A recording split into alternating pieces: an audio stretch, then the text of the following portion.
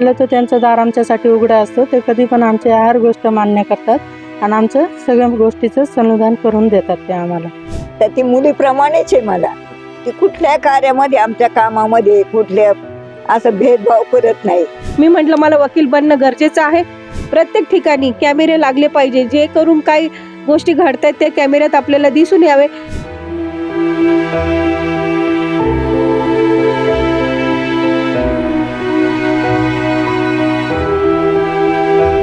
जुन्नर नगर परिषदेच्या वार्ड क्रमांक 4 ची काही मतदार महिला आपल्या बरोबर आहेत. आपण त्यांच्याशी बातचीत करणार आहोत. ॲडव्होकेट सलमा जावेद सय्यद यांनी काय काय प्रकारची कामं समस्या सोडवलेली आहेत आणि येणाऱ्या दिवसामध्ये भविष्यामध्ये कोणकोणती प्रकारची कामं करणार आहेत.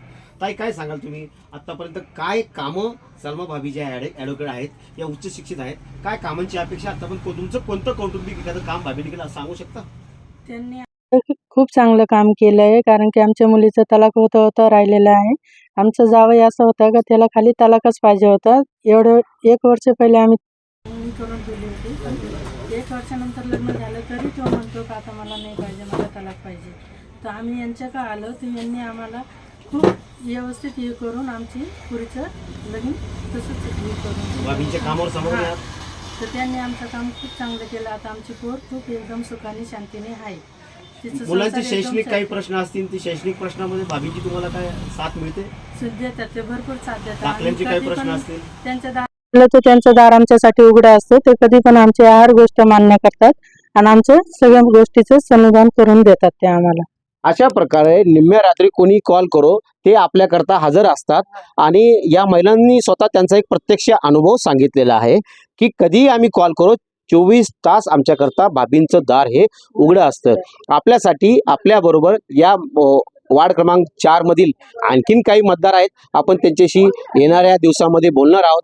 परंतु आज आपण आता या वार्ड क्रमांक 4 चे जे काय उमेदवार आहेत या उमेदवारांबरोबर आता आपण बोलणार आहोत. तत्पूर्वी आपण या ठिकाणी एक आपल्या वयस्कर आजी आहेत त्या मावशींशी बोलणार आहोत. आपण मावशींशी आपण विचारणार आहोत, ॲडव्होकेट सलमा भाभी या वार्डामध्ये हिंदू मुस्लिम असं कुठल्याही प्रकारचा भेदभाव होत नाही, त्याकरता त्या खास त्या मावशी आपल्याशी बोलण्यासाठी आलेल्या आहेत. मावशी नमस्कार. नमस्कार. काय सांगाल तुम्ही? सलमा भाभी उभे आहेत तुमच्या वार्डामधून. आमची सलमा भाभी शेजारीच राहते. तर ती मुलीप्रमाणेच आहे मला. ती कुठल्या कार्यामध्ये आमच्या कामामध्ये कुठल्या असं भेदभाव करत नाही. ती मुस्लिम आम्ही हिंदू असा भेदभाव कधी धरत नाही. आमच्या इथे शेजारी गणेश मंदिर आहे. कधी असला काही कार्यक्रम तर ते असं भेदभाव पाळत नाही. ती आवर्जून आमच्या कार्यक्रमासाठी येते. त्यामुळे तिला आम्ही धन्यवाद देतो. काय अपेक्षा येणाऱ्या दिवसामध्ये काय काम करावं वाटतं असं भाभींनी तुमची? भविष्यातली काय काम असतात? म्हातारपण आहे आपलं, वृद्ध काळामध्ये वैद्यकीय उपचारांची गरज असती किंवा इतर काही समस्या असतील नाही का? तुम्हाला संजय गांधी निराधार आधार नसेल तर तुमच्या वार्डामध्ये काय असे लोक असतील जे लाभार्थी असतील, समजा कधी कधी शासनाकडून ते तुमचे प्रश्न सॉल्व्ह होत नाही, अशा वेळेस आवाज उठवण्याकरता ॲडव्होकेट नावाचा एक चेहरा पाहिजे का तुमच्या या वार्ड क्रमांक 4 मध्ये? पाहिजे ना. अशा प्रकारचं जे आहे तर लोकांची मतं आहेत आणि लोक आपलं एक मत व्यक्त करतायत. हिंदू असो का मुस्लिम असो सर्वजण हे ॲडव्होकेट सलमा जावेद सय्यद यांच्या पाठीशी आहेत. आणि त्या सर्व या वयस्कर तरुण लोकांचे युवकांचे सगळ्यांचे आशीर्वाद त्यांना आहेत आणि त्या निवडून येणार असा पक्का निर्धार या लोकांनी मतदारांनी केला आहे. आता आपण बातचीत करणार आहोत. या वार्डचे जे उमेदवार आहेत ॲडव्होकेट सलमा भाभी सय्यद त्या आपल्याबरोबर आहेत. उच्च शिक्षित चेहरा आहे, मागील 25 ते 30 वर्षांचा.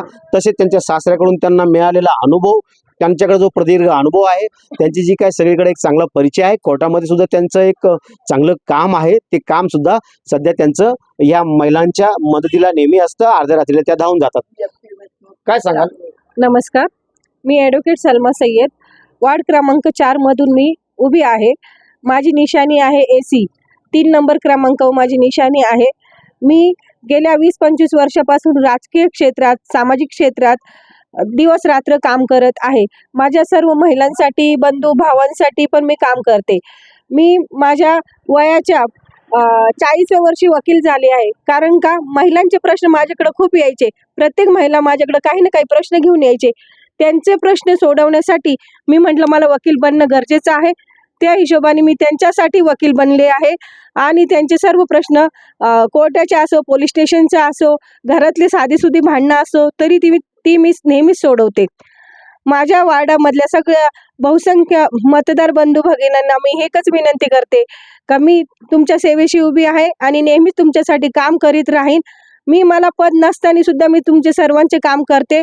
पद आल्यानंतरही अजून जास्त काम करेन ही अपेक्षा बाळगते. मला जास्तीत जास्त मतदान करून तुम्ही निवडून आणाल ही अपेक्षा बाळगते. थांबते. जय हिंद, जय महाराष्ट्र. कोणकोणती कामं तुम्ही करणार आहात? मागील काही 10 ते 15 वर्षापूर्वी तुम्ही मुस्लिम समाजाला आरक्षण मिळावं म्हणून मोर्चामध्ये सहभागी झाला होता.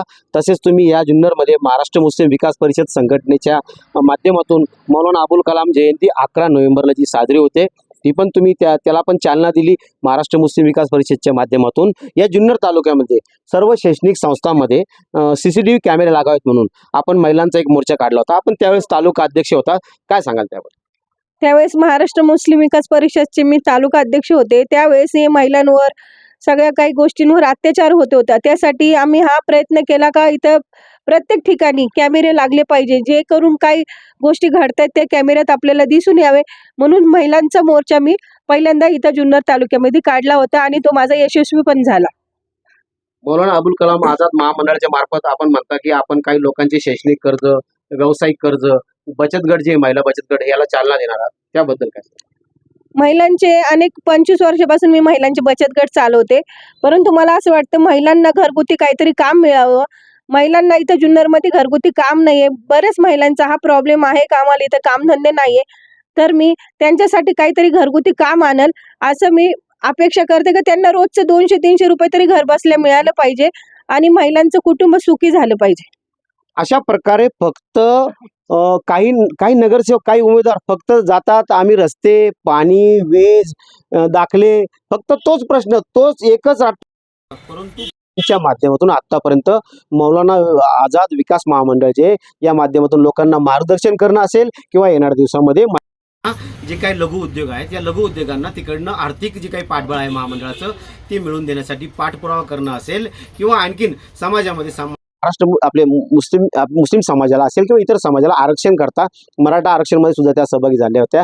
मुस्लिमांना आरक्षण मिळण्यासाठी त्यांनी सच्चर समितीच्या शिफारशी लागू व्हाव्यात यासाठी त्यांनी एक 10 वर्षापूर्वी मोर्चा सुद्धा काढला होता. या शहरामध्ये प्रथम त्यांनी महाराष्ट्र मुस्लिम विकास परिषदच्या माध्यमातून जी काही मौलाना अबुल कलाम जयंती आहे, मग थोर समाज कोणतेही समाजसेवक असो त्यांच्या जयंतीमध्ये हिरिरीने सहभागी होतात. गणेशोत्सव असो, नवरात्र असो, सर्व समाजाची जी काही महिला आहेत त्यांच्याशी त्यांचे एक चांगले हित संबंध आहेत आणि त्या महिलांकरता त्या 24 तास धावून जात होत्या. आणि येणाऱ्या दिवसात सुद्धा ते कधी मग कायदेविषयक काही समस्या असो, घरगुती समस्या असो किंवा इतर काही सामाजिक समस्या असो, शैक्षणिक समस्या असो किंवा कुठं अन्याय अत्याचार असेल याकरता ॲडव्होकेट सलमा वाबी सय्यद या अहोरात्र झटणार आहेत असं त्यांनी मानस तेज तुफान न्यूजशी बोलताना व्यक्त केलेलं आहे. जुन्नरहून अय्यूब शेख, तेज तुफान न्यूज, जुन्नर, पुणे.